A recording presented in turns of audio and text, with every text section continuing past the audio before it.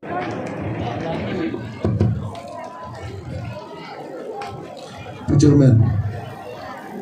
Zoro General Headquarters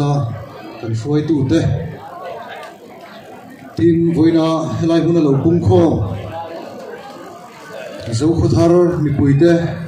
tin Myanmar lam kan u nau helai hun mang tura local te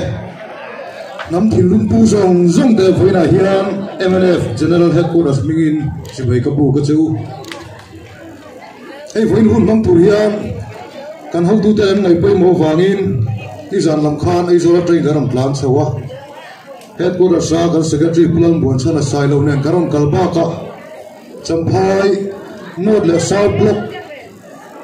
MNF kan foi tu mi ngam sai voina hian he hun hi miron man pui pokani voina he tianga hun ro pui le hun thatak mai zoro ina abuat sai hi MNF ang poin lomong kan tia zofa te in pum khat na le ro re na pakhat nuaya kanon theina turin MNF chuan sang kha jakwa samuruk le peruka tunin ral thuamen India adau to ni kha chuta chuan Myanmar lama kan una tam takin kan ram le kan nam tan zelena kan nei thinan ken ron pe na chuti ang bakin Bangladesh lama tramte Manipur te le Tripura trampoin zoramin zelena anei thina turin in ping khata ro re na pakhat nuwa zo fa ta kanam le thina turatan ti in mitam takin nunna pathian le kan ramtan anlo dan to ni kan ramtan kan ti hi voina Mizoram state hi anilo ti hi voina kal khom ti hian kan riat ka du kan ram kan ti su zo fa ta lo chin zong zoi kan ramani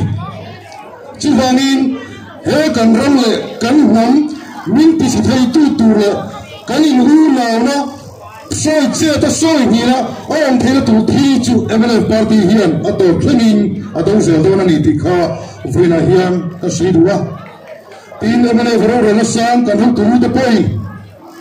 nei tuaran hanga resolution pathum kan lo siam to zina India ramle Myanmar in rina hun hi atha kan pilewa ato thin kan do na ni ti kan lo da pinchi pa ga chuan kuntam taksun una te in kalpoto voila una te mai taka in lem potri kan hun te na anga ti top tuna aron chota po hi tra kan pilewa chiwangin free movement regime ti top o kan lo nei thin ti top tuna hi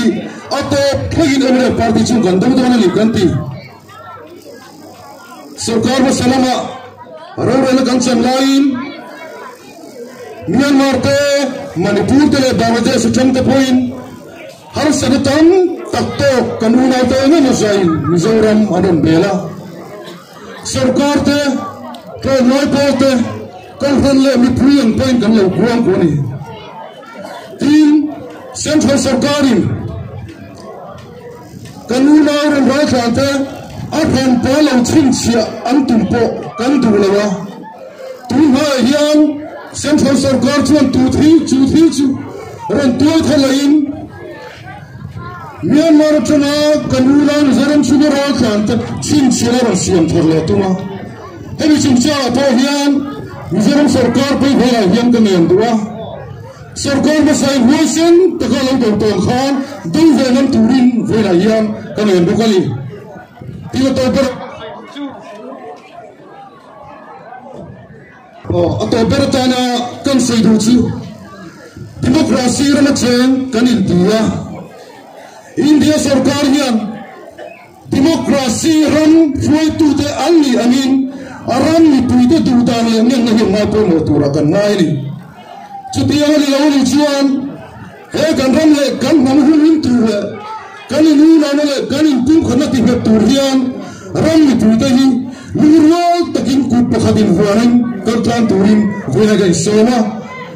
democracy ram ni puinga man ngai lo ti hi thar turin kalin nge bukani he kalome